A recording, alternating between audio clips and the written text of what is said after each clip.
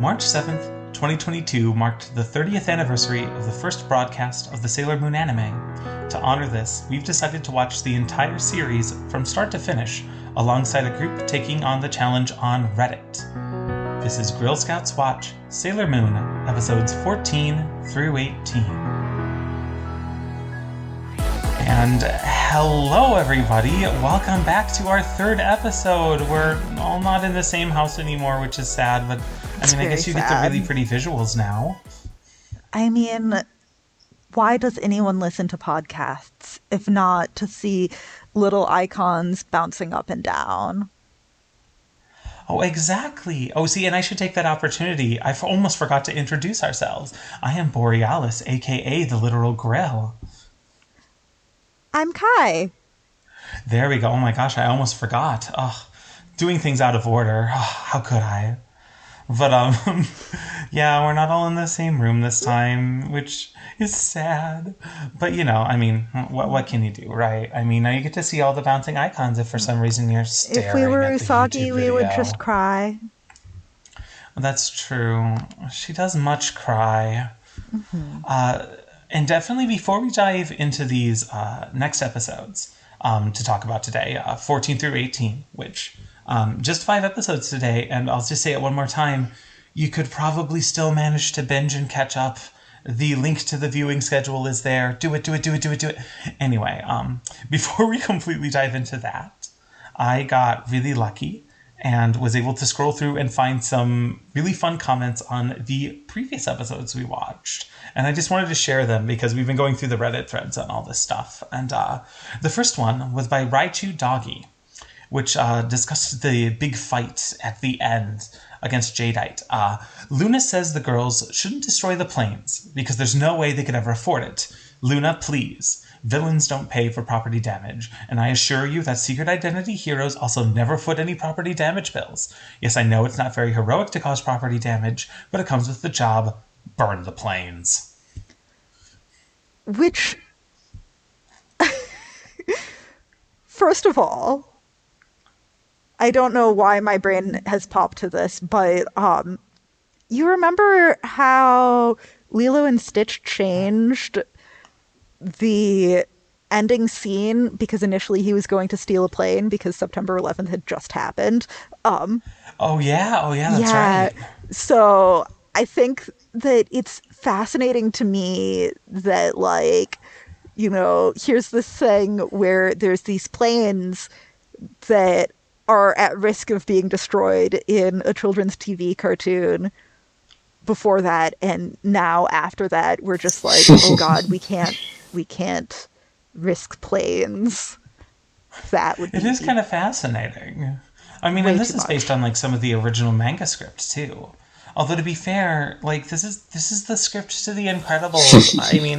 The Incredibles have to stop being superheroes because basically it's cheaper to file insurance claims and not have to deal with property damage. I get where Raichu Doggy's coming from, though, because, Sailor V apparently has been existing and fighting crime, and no one knows who she is, but she even has a video game. I don't think anyone's going to get in trouble here. You're fighting for your lives against an evil demon who wants to destroy the universe. Maybe just fuck the planes. I think that at this point in the Sailor Moon universe, there's probably insurance that will cover, we had to stop demons. You would think, at least if Sailor V's going around, solving crimes or something. That tells us that, this is a semi-normal occurrence we're getting used to here in Japan. Mm-hmm. The one other really great comment that made me giggle a lot was from Infamous Empire, which said, this week in Bisoujo Senshi, Sailor Moon, Best Girl was introduced. Usagi triggered everyone's gaydar, and a misogynist got ran over by a fucking airplane. Not untrue, all of these things, but I will say so many comments on Reddit were talking about how Usagi had to be gay. She goes on that little like mini date with Ami kind of thing, and there's all the blushing together and the like. Oh, I know we gosh. talked about it too, but like there's a lot of gay stuff in this first scenes, and then you have the thing at the boat, and and you got Ray and Ami together, and it's just like there's a lot of gay vibes in Sailor Moon. And then there's things where Usagi gets immediately jealous when Ray is planning on going on a date, and it's like, oh my goodness, you can't date an older man, as if she hasn't been really excited about the arcade worker that, the blonde arcade worker who's kind of nice to her. But hey, you're skipping ahead in episodes, Kai. How dare you go out of Oh, order? I'm sorry. Oh, I'm affronted. No, but This is fair. it's no, true though. No, but like, it's a thing where Usagi wants to be included in other people's dates, which is a very gay experience. we'll see how. Well, let's try to get our way over there because this week too we get our new villain. He gets to make his like real premiere doing evil, and that's for episode 14. A new enemy appears. Nephrite's evil crest. Really straightforward episode title. And I have to say, one of the really cool things that I noticed, I mean, we knew we were going to get a new villain, so of course, but even when the monsters get summoned by him, like he takes on a really different tact with stuff, but the animation style they use, especially for that first one, there's like so grainy and lots of lines, like It's so jagged and sets energetic. this tone. It's really just this high big tone intensity. for who he is. Yeah. Like you are there facing new challenges now, and every fight in these next episodes is way harder. Like they don't win as easily this time, which I mean, of course, that's how it should be. Yes. The villain is supposed You've to got be stronger, ramp up but the the difficulty spike difficulty. has to go up. Oh, weekly the basis. consequences of things to have to get higher and higher. I don't know. Yeah, and I mean, we also know that yes, they're trying to pad out the episodes as much as possible. We have It just different happens. transformation sequences we get to go through now, but on top of that, we get to see what happens when an astrologe becomes evil scene, where we go into full-on astronomy every week. So we, Yes. just to pad out the episode a little more. It is a severe problem. If anyone who has friends who are gay and who are into astrology, you have to make sure they don't become evil, or else they'll start grabbing the objects of any friends around you and cursing them so that monsters come out of them. It's a severe problem. I'm sure you've all dealt with this. Of course. I mean, it's just... Yeah. Yeah, usually, at least for several weeks. Then we transform You all into Sailor haven't been Scouts, and possessed at some point by some demon in your hairbrush? I mean, look, maybe. I mean, if any listeners have not experienced this, make sure to comment, because this is so normal that I can't imagine anything otherwise. But it is neat, though. Like, to be fair, there's a lot of anime back then, in the 90s that padded out things as much as possible because animation was expensive. But I'll give them credit. Sailor Moon does a decent enough job of it. Like, we still get our 2 intros, although now we kind of get to include the other 2 Sailor Scouts and stuff like that. But, like, for how much action is still in the episode versus padding, it's still Just well-paced. so many layers It still of- works, It's Yeah. not like... I never felt like it was dragging by doing the repeats, unlike other shows I've seen of the era. There's no shortage of material in that What are you one. thinking of? Just general 90s animation. I mean, like... I Yeah, like asked not even because- maybe anime. I ask because this Probably. past week, Allie and I had watched Revolutionary Girl Utna, and I'm curious as to whether or not Utna falls into that. And I would be oh gosh, absolutely absolutely not. affronted if Allie were to say yes. Oh, no. Revolutionary Girl Utna, which could be a whole episode of a podcast to itself, just discussing how it uses its repeating motifs to not only, like, pad episodes, but, like, add to the theming and everything. comment below if you want for us to do a Revolutionary Girl Utna podcast. I think that it's a great idea. Look, after this one's done, I'm down. Okay. Yeah, I mean, oh Yes. god, oh my god, the episodes in that thing. But I mean, so we'd yeah, have to go one episode by one episode, I feel like, for Utna, because Utna is just too packed. there is so much stuff to dig in. But see, that's a great example though of like that's a show that takes the repeated everything aspects and like it does something deeper with it. There's nothing wrong with the way Sailor Moon does it, though. Like, it's not boring in Sailor Moon, at least to me. I don't mind. Every time I get to see the cool little transformation sequence, it's fun. Utna is a little bit more subtle about it. Sailor Moon is very open about what things are. The Sailor Scouts go through their magical girl transformations where they become superheroes, and superheroes get to wear pretty nail polish and rather than making them and sparkles exclusion and then concepts exclusionary of themselves. Which is just wonderful. If you want to save the world from evil, get yourself some ribbons and pretty sparkles and nice nail polish, and this is all you need. I mean, I feel like it's a decent thing in comparison to how a lot of other things will frame, like, superheroism for girl people. Because, like, actually being like, you know, you are a girl child, you like these pretty feminine things, it is good, and you are powerful. Yeah, it is true. I guess saying it as a gaining superpowers from femininity in a way, like that's kind of neat as a concept. Yeah. Exactly. Yeah. Yeah. Well, diving into the episode proper, because we've got to talk a little bit about other stuff. This one has tennis.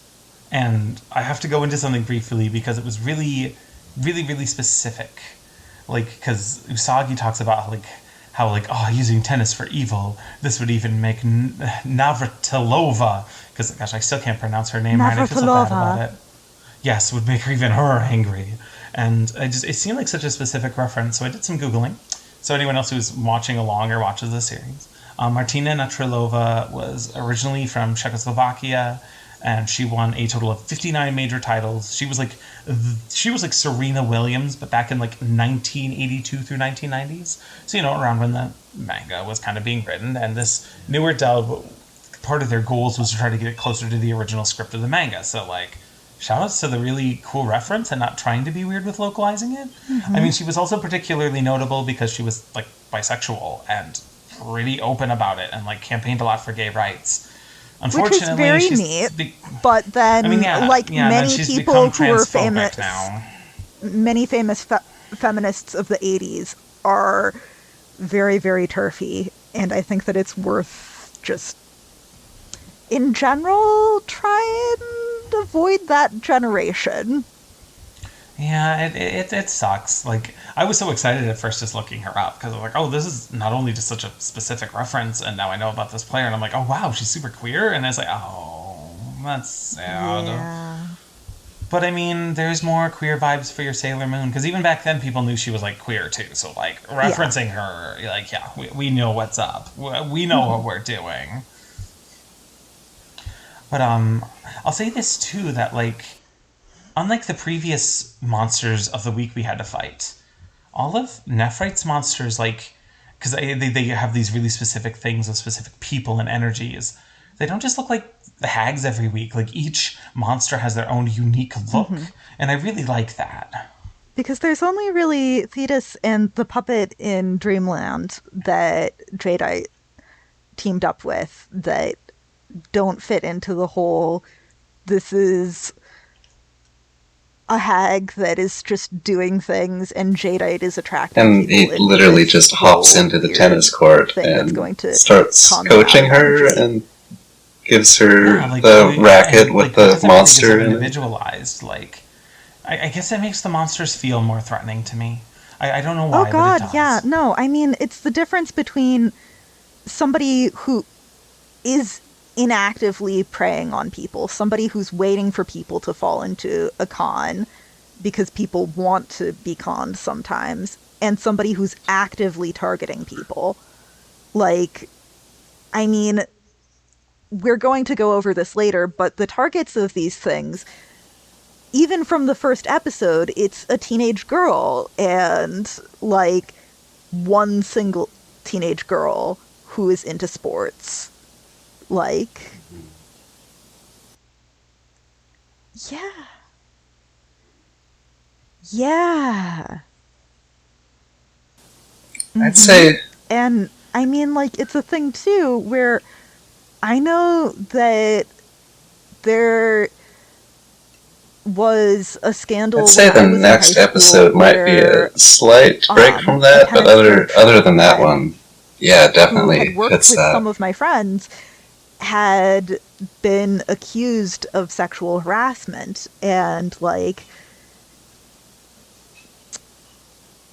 sorry, I don't want to completely break this up, but just this gave me a thought of, like, almost all the things that he does is definitely people over trusting this good-looking man. Like, really, God, yeah. Like it's really a almost like Stranger Danger-esque vibe of why this villain is scary, which is fascinating. Because the last one was all like, capitalism, right? Like, we kept joking, but like this is like an individual guy that you shouldn't be trusting, and he keeps doing weird stuff, but everyone's okay with it. Yeah. Yeah, that's fair. Other than the next one. I would say that was also true to an extent for Jadeite, though. I mean, it was less individualized and less personal, and more people, writing in letters because they want to be on the radio for this guy who has a handsome voice, or going to a shrine because there's a handsome boy there. And then, like, that being how advantage is taken of these people, instead of it being, that's true. This dude is jumping over fences into people's lives, and then immediately people are like, well, you're giving good advice, right? I mean, Naru's friend immediately is like, oh wow, okay, you beat me at tennis, I want to learn from you. Yeah, with the learning, it consists of one piece of advice, and he's already vanished. That's a good tip. And also, I mean, admittedly, she Usagi magically gets her, yeah, but like, oh my god, Usagi has terrible taste in men. Both villains now, she's just been like, man. I mean, okay, but he has fancy hair, at least. But I mean, look, Usagi, stop falling for the evil demon villains, please. But this episode, it's really good. It's a good introduction to the character. It's kind of interesting because it feels like there's less to dig into with this one, whereas like the next one has kind of a good bit more. Mostly because Usagi's panic, Rei's first date. Although, before we move on to the next episode, can I just say that I love that for the art style for Naru and her best friend, they're only supposed to be a year apart, but there's only 2 styles of women's bodies that get to be showcased. And so... That's kind of true, yeah. And so, because she's looking up to her big sister, quote unquote, they're good friends and their mothers know each other, and so they grew up together. There's only 1 year of age gap, though, between them. There's this... When they're doing a montage of their childhood, and Naru's explaining she's never been like this before, you get to see Naru looking like an actual child, and her looking like a teenager. And it's just wonderful. Yeah, it is kind of funny. And I love it. I mean, gosh, that's how so many old school drawing and animation things were, right? Oh, gosh. I mean, still to this day. I think that we're finally getting a little bit more body diversity. I mean, Steven Universe is wonderful for that. And, like, whatnot, but there's still things where it's like, these women characters, they're just recolors with different hair. I mean, there's the whole Anna, Elsa, Idun thing where you can just literally slap their face and the power to control animals and insects in order to protect nature. Yeah, that's just beautiful. Because they're the same exact character model, just with different colors and different hair. Yeah. So I guess some things never die. Although to be fair, trying to reuse your old work to make things easier is reasonable. Animation's expensive. So I get it. No. But heck, diving in now to the next episode, where sparkly butterflies are enough to chase away an entire construction crew. Yeah. Wonderful. I know, right, though? It's just... Yeah. Later in the episode, there's fuzzy crawly critters with, teeth or whatever. So, and that makes more sense. It's just sparkly butterflies. Oh!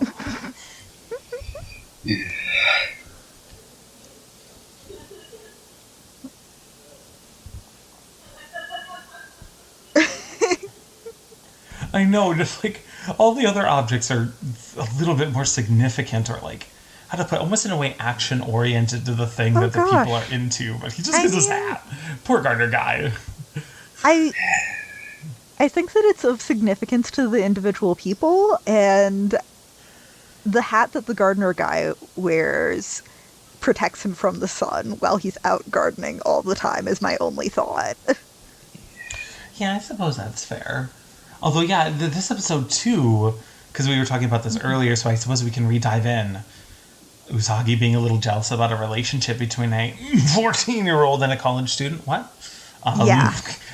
And yeah, we were doing some looking. Oh my goodness! Ray is being preyed upon! And it's like, okay, and you have been hoping for the same thing for yourself with the arcade guy. Exactly. It's just really, girl, really? I mean, yeah, it's probably a little problematic. We did some research, and depending on if you go by anime or manga, she's anywhere from about 14 to 16 years old, Ray is. And this guy is definitely supposed to be in college, so it's just oof. But, this aside, and animeing, and people sometimes back in the 80s, 90s being a little more relaxed about these things, and maybe they shouldn't have been. It is fascinating that Ray's first thought upon getting into the park is, oh, I gotta find something to bring here on a date before it closes. Really, girl? Really? I mean, she thinks that it's a romantic spot. Yeah. I know that all of them really went. They're surprised that Ami, the school-focused, always studying girl, knows a place which everyone entering there sees it immediately as romantic, and why do you know a place like this? I just like to read here. Right? And when I was a small child, I just thought, eventually I'm going to take somebody here and they're going to think that this is really beautiful and then they're going to kiss me. And oh my. I mean, I think too that it says something about how heterosexuality is marketed at girl children, that that's the sort of thought pattern that Ray is going through, because yeah.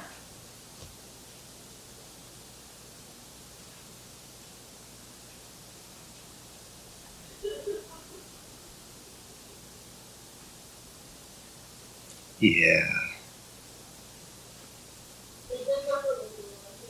Oh gosh, yeah. And it's why is it that immediately the thought that a lot of these girls are having for another girl is you see a place, this must be a place where you're going to go and have a date with somebody, instead of I enjoy this place because it's quiet. Yeah, it's just a nice place. Yeah. Dang. Yeah.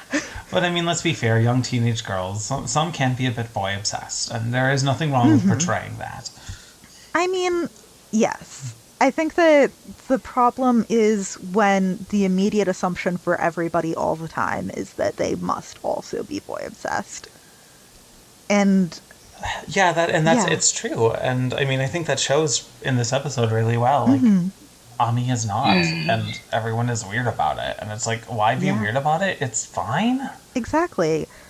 I know that there was this one point in time where I was traveling as an unaccompanied minor because I would go to visit my grandmother every summer, and like it was one of the last times that I traveled as an unaccompanied minor, and I was like 15, and the stewardess, the flight attendant who was on the plane that was supposed to make sure that I got to my seat okay and everything, just kept on asking me if there was a boy that I liked at school. And I was like, no, I am not really interested in boys. Like, let me read my fantasy novel. Yeah, sorry, not all people and then are I grew up to be a dyke. Weird, what? Yeah. But I mean, like, even if I were heterosexual, there's a chance that at 15 I wouldn't have had a crush on a boy. I mean, yeah, it's true. Or, you know, I might have had a relationship that went really bad and not wanted to talk about it with a complete stranger. I don't know. Yeah, it is odd how that is just such a weirdly, we can just talk about this topic with people, come to think about it. Yeah. And I don't know. I mean, I do think that it's important for parents and people to be able to talk with their kids about, you know, romance and sexuality and what's going on with your body and are you being respected. But I also think that, like, it's normal for there to be some level of kids being uncomfortable with that and not wanting to talk about it. And, like, I don't know. Yeah. Yeah. But, into the episode a bit too. And to round us back in here, Usagi also tricking her poor friend into a date, quote unquote, just so that she can spy on Ray. Like, that poor guy. Yeah. And just the moment when Usagi panics when she realizes that they're drinking out of the same soda, it's like, oh, come on. Yeah, and at the end too, the whole like, oh, let's finish up our date. It's just like, don't just use boys to get what you want. Bad. Yeah. Don't just toy with the heart of young boys. See, exactly. Or else, like, Sailor, I don't know, Sun will come get you. I feel like Sailor Venus would have some words to say. Okay, yeah, that's pretty fair. Yeah, I would agree. Yeah. We'll get to Sailor. Eventually we'll get to see Sailor V in action. That'll be fun. But, are there any other big things from this episode that people... Even before she gets possessed. I'll take that as a no. No, I'm good. See, we can go into episode 16, A Girl's Dream, Usagi Becomes a Bride, where I will say the husband in this that gets married to the teacher, 10 out of 10 man. Obviously the best man ever. Yeah. I do love the teacher and the husband. I don't remember if the home ec teacher ends up being a reoccurring character, but I hope that she is because she's so adorable. Oh my god, yes, this woman is borderline horny for putting on a pretty dress and being married. Like, oh my god. She is not cute. Borderline anything. She is definitely horny for a pretty dress. Yeah, she wants that so bad. Although, the funniest thing in this episode for me was like, I believe in impossibly high standards from Usagi. Just like, oh, come on, stop it.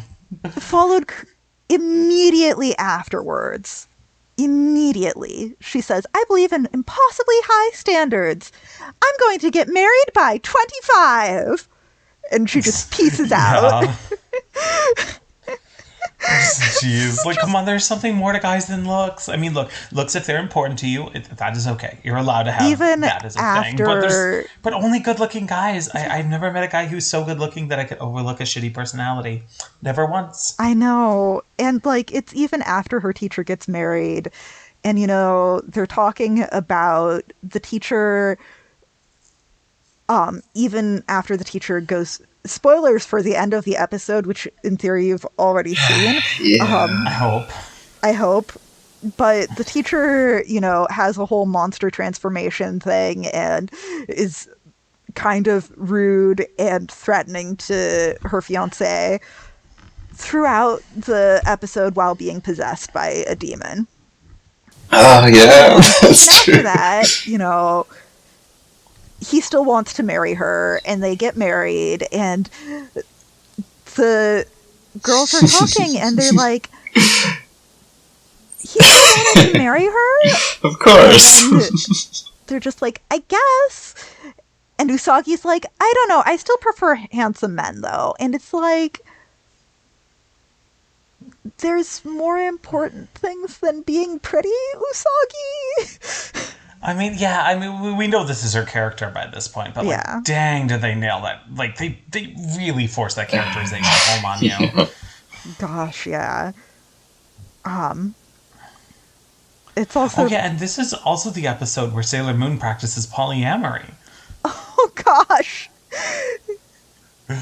Usagi's fantasy is with 2 different men at once. With the guy at the arcade and Tuxedo Mask. Yes, and somehow they both want to marry her. A tuxedo with his mask. Exactly. It's not... I mean, yes, what else would he wear? She's not doing the whole combining Tuxedo Mask and the arcade guy anymore. She's like, no, both of them. Yes, it's just like... This is just one of those things, too. She's like holding up all these weird standards for everyone else, and here she is doing this. Like, come on. Gosh.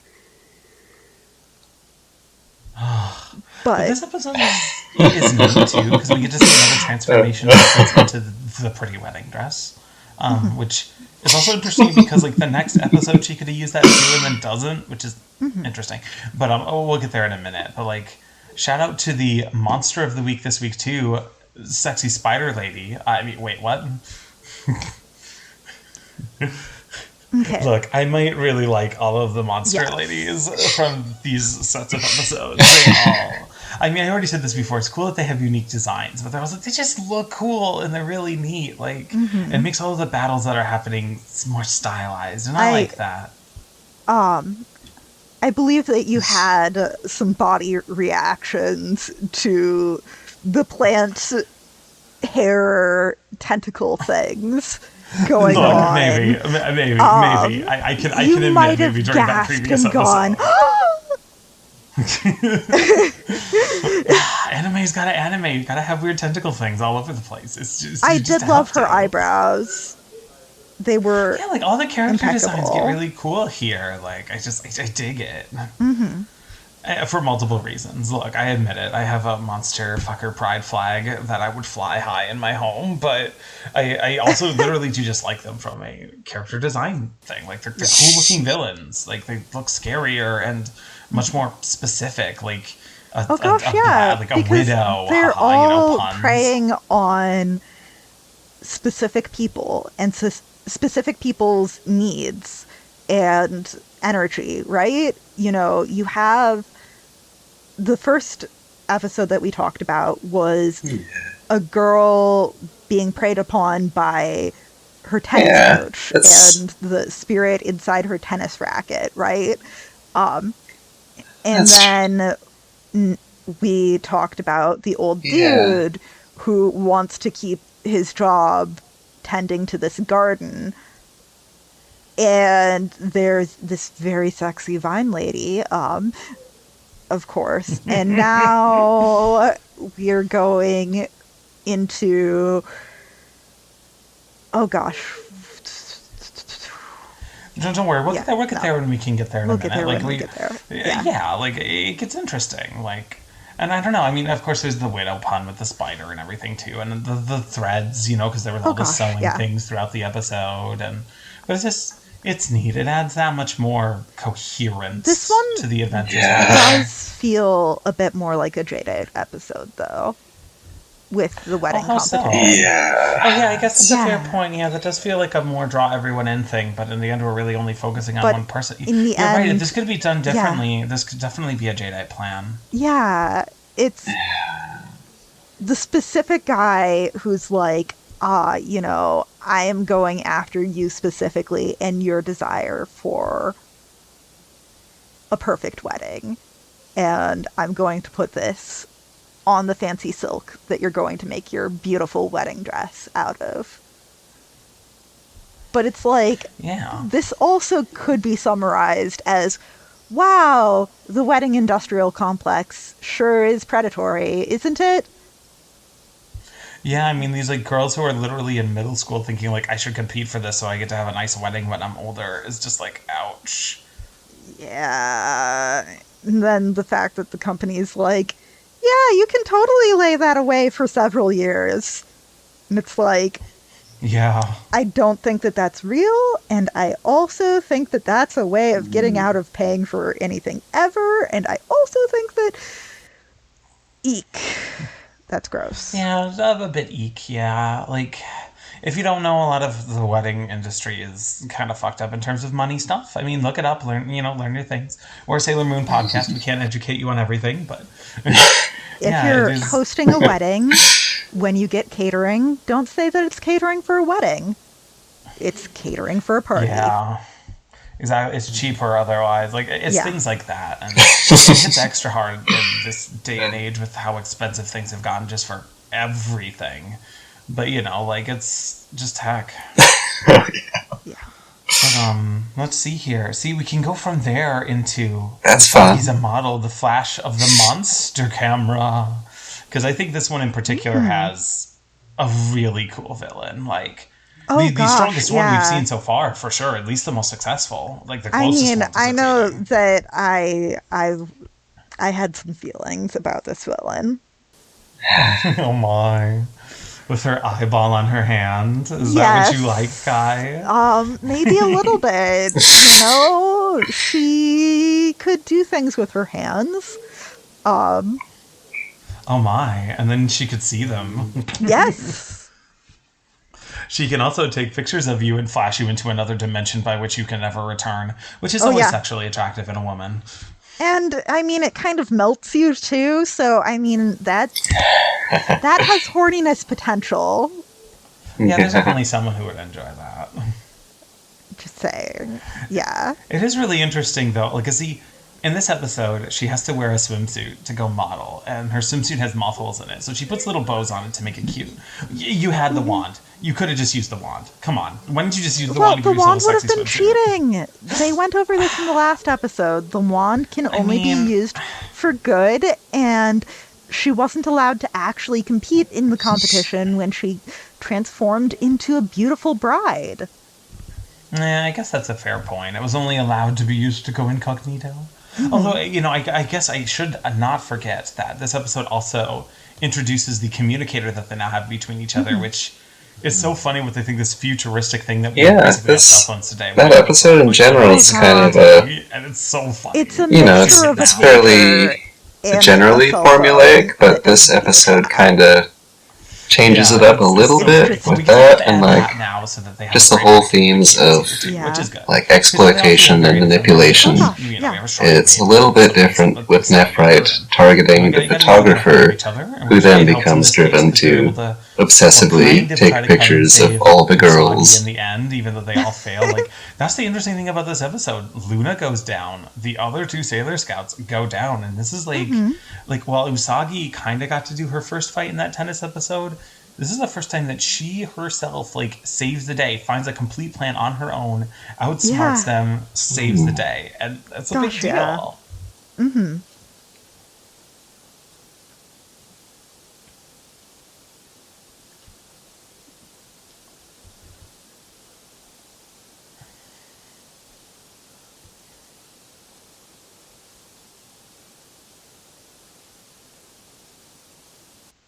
Mm-hmm.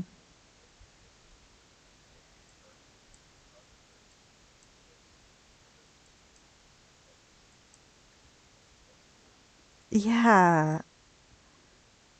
I think that it's interesting too because like with the monster of the week this week, right?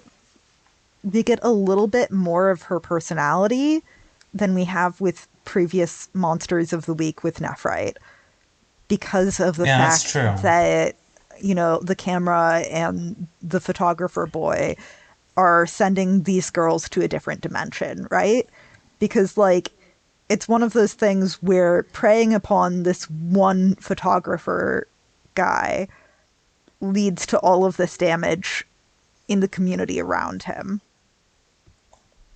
Yeah, it's true. Like, I mean, he's a young photographer too, but like, if this was an adult, like, this is definitely an obvious what's going on here. Like, we're doing an illusion, but we're making it in a safer environment. Like, just one creepy photographer guy for models can be awful to so many people.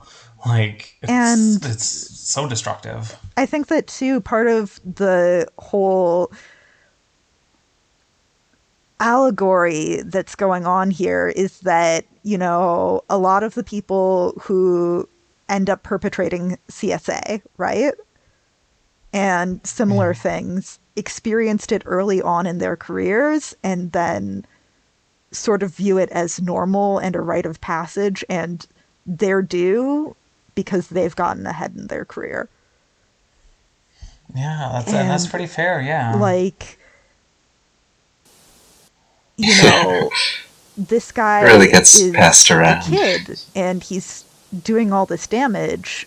And is it really on a child for doing the damage, or is it on the adults that instructed this child and who are praising this child?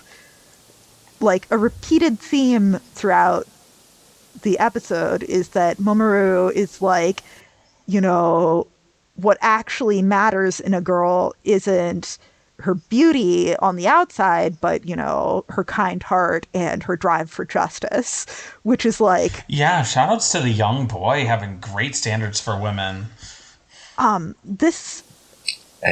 Yeah, but I mean... What did they say? A third-rate photographer at best? Repeating Mamoru's words at him, which is yeah, true. Yeah, and...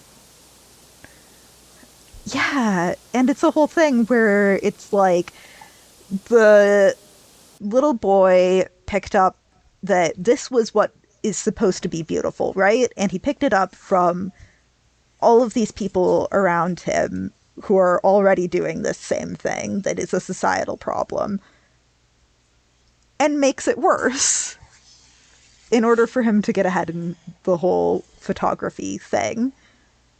And he's like, I'm a genius, I'm a genius, I'm a genius. While, meanwhile, all of these girls are disappearing. Yeah, it's true. Oh gosh, yeah. Yeah, really, really gets into him.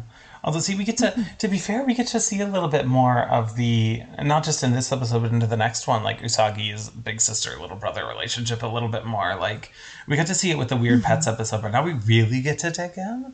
Like, for Shingo's Love, the Grieving Doll, which I really, I said this immediately shout out to Usagi for being like, no, my little brother was an ass to this girl. Like, you're fixing this shit. You don't do that. And I that's like actual good big sister behavior. Yeah. This episode really hurt in a lot of ways because of personal events that are going on in my life. My little brother passed away very recently, and this, like, the sort of like, I'm bullying you so that you do the right thing was a lot of our relationship, and it came across as really, really, really real. That makes a lot of sense. I mean, without as much harsh emotion surrounding it, I mean, this is the kind of thing I would do with I have some very younger siblings than me. I mean, like, we're like 10 years or so apart younger. My mom really wanted more kids, but like, that's a lot of how I'd have to get them to do stuff too and be their role model. And it hits hard knowing like one of them finally graduated. God, I'm old. One of them finally graduated and stuff like that. And it's just like, dang, like, that's how this really does go. And it's cool seeing, like, because Usagi, she's known as this crybaby and a lot of other things. But yeah. She actually deeply cares about her brother and, like, notices when things are up. And, like, actually we get to see her comforting another person, which is this is one of the first big moments where we get to see that happen, and I think that that's a really important part of her character.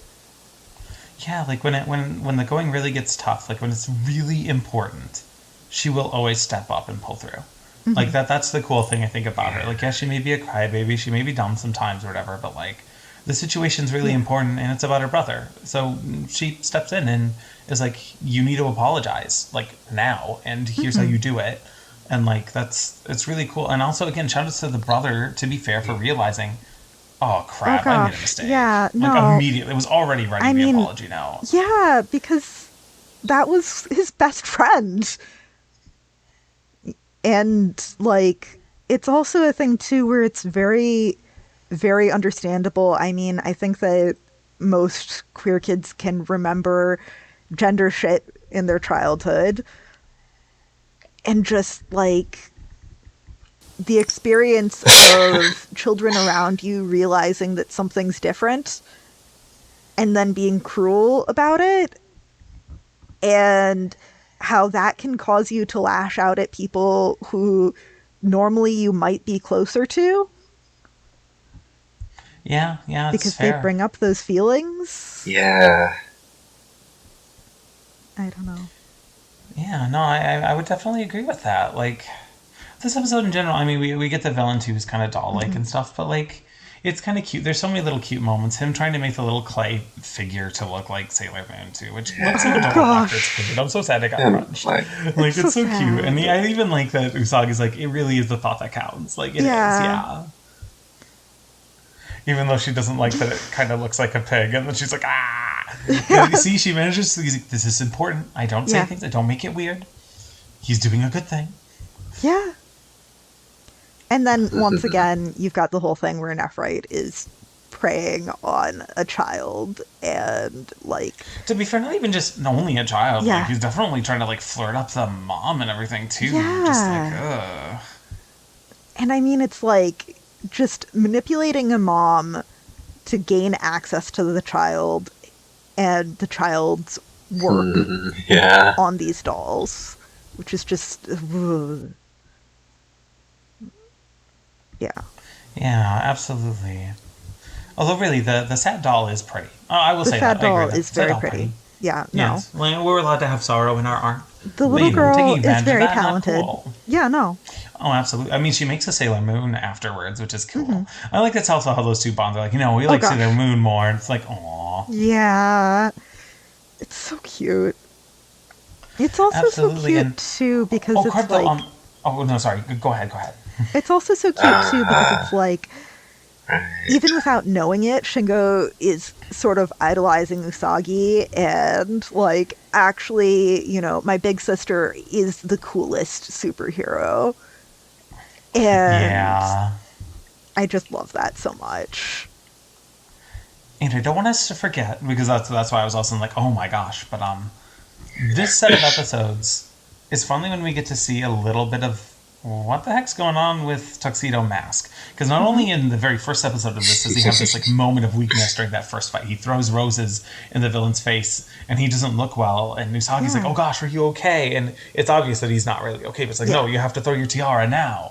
But in this episode, Nephrite and Tuxedo Mask in not Tuxedo Mask form meet, and they obviously have a moment. And going back a little, I think it was episode 15 that which may have spoiled this. The sailors are starting to kind of put together.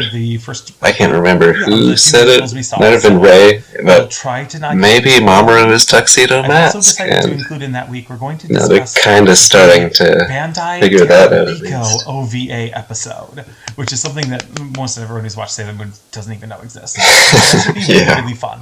You probably don't even know what Bandai Terabiko is, and I can't wait to explain it to you. But so with all that aside, though, we're finally getting to see that Tuxedo Mask, not only does he have something going on in the background, like something is weakening him, something is going on here, but like he's got some depth. Like this is our first look into that.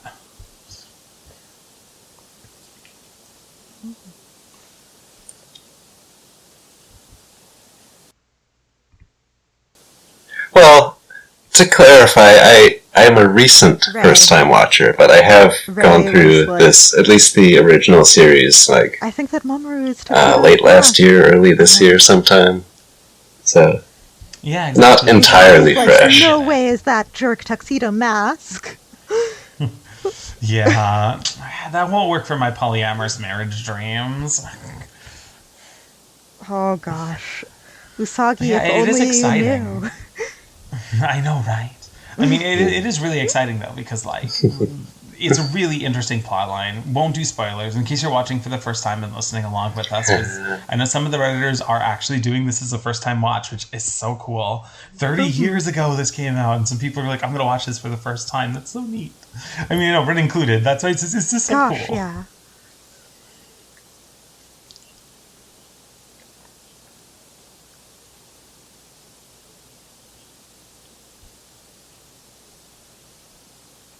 Okay, that's fair. That's fair. Okay. Okay, but you know, like it's neat though. Like it's been really exciting to get like a fresher perspective on it, because I'm just remembering what I can from when I was a kid. You know, watching this on this little freaking CRT television, like in my living room. Oh gosh. You know. And I watched it at daycare. Oh yeah. Gosh, yeah. I mean, for me, it was. I think I talked about this in another episode. I was in a hospital a little bit, and that's what started my watching it. And then went into I watched it at home just so much because it was such a big deal. Yeah. I don't think I had. For the most part, as a kid, I only had the free channels, you know, like PBS and stuff. But there was this very, very brief period of time where we got to have Toonami and real channels. Sailor Moon was not Toonami at that point, but thank God I got to watch Outlaw Star and Hamtaro. Oh. Which, to be fair, I know we were just talking about like doing a watch after this one's done of Utena, but Hamtaro. I should say how many episodes are in Hamtaro. We'll look into that. This is a complete off-track side note. That's a great one. We can put a quiz under this and be like Utena or Hamtaro. Ooh, dang. The vote. I'm sure we'll have thousands of votes, you know, as we're only like 3 weeks into this rewatch. Like, this is going to go into like October, which I can't wait. I'm excited. I think this is really fun. And even the one break week, because most of the break weeks allow you to also watch the movies, which we'll watch. But one is completely clear. So I'm like, yeah, obscure Sailor Moon media, A+. Like, maybe I'll even look up some of the more obscure Sailor Moon video games too, also to talk about. It'll just be a fun week, you know what I mean? Like, we just have a chill time. But I'm looking forward to that. Of course, if you are watching on YouTube or whatever else, I mean, definitely leave some comments about what you're thinking about this, or go to the Reddit threads, because we link to the schedule, and the schedule has a link to each thread that it goes on for each week. So, like, go comment. This is cool. You know, like, I want to hear what everyone is thinking about these episodes. I personally think, like, we get, like, our new villain, and we kind of get our new side villain, too. You know, like who's definitely throwing some wrenches around. Yeah, so, like, we got a lot. It's only 5 episodes this week, and yet we got a lot thrown at us all at once. We didn't talk very much about Zoisite, and I think that we should talk about Zoisite. I agree. We should definitely take some time here, because we're getting near like the end of recording time. Oh gosh, we definitely should, because it's kind of neat that we get to have villains playing off each other. Like, I mean, we know that they're villainous characters. I mean, they may not all get along, but this is cool. And going off on his own. Jadeite and Beryl fired Jadeite and iced him. Just like, literally. Jadeite is out of commission. And then immediately we get introduced to these other two. And Zoisite is like, I don't like how you're doing this. And then, like, in this last episode, was, like, being critical again. And basically tricked his compatriot into being like, I'm not doing this for you, Beryl, I'm doing it for myself. And Nephrite goes off on his own to go steal somebody's energy. And Beryl is left being like, oh. And yeah, it's interesting. I look forward to the next week's episodes because I'm sure the tensions between those two will keep rising and will get interesting. Yeah. I don't remember this interaction as well from when I watched as a kid, so this is a little more fresh to me. I'm excited. I think that I was very confused because I didn't watch the episodes in order. Oh gosh, I mean, yeah, that is definitely a problem watching it like originally when it was on TV, yeah. And like, you know, here's these pretty boys that have long hair and they're arguing in this other room. I don't think that I connected that they were the same people that also would send monsters out. Dang. But yeah, that's one of those, like, you watch it as a kid, like, things are weird. Yeah. It's cool to get to go look at this as an adult either way, just to be like, you know, we get to have more critical media analysis, but also just, I don't know, to absorb the story fully. Mm-hmm. And actually think about what maybe things meant and, like, not just be caught up in very, very pretty dresses and how I wanted to get married in order to get a pretty dress. Yeah, that's fair. You know, we get to, well, although we can still all enjoy that stuff today. But I'm Wren. Well, heck, y'all, we're coming up on almost an hour of recording time here, so this is probably time for us to say goodbye. Should I share the story of how I punched my best friend in the face? Look, I don't know how much time we have for the recording on the podcast. Okay. My computer's battery is running low. Definitely. Okay. So. Oh, wait, here we go. You comment if you would like to hear on next week's episode the story of why Kai punched their friend in the face. Perfect. This is engagement podcast. Podcast engagement. Oh, well, I guess that's probably all for this time, folks. So I am Borealis, a.k.a. the Literal Grill. I'm Wren. I'm Kai. And remember, the moonlight is a messenger of hot monster girls. Definitely fits for this week. We'll see y'all next time.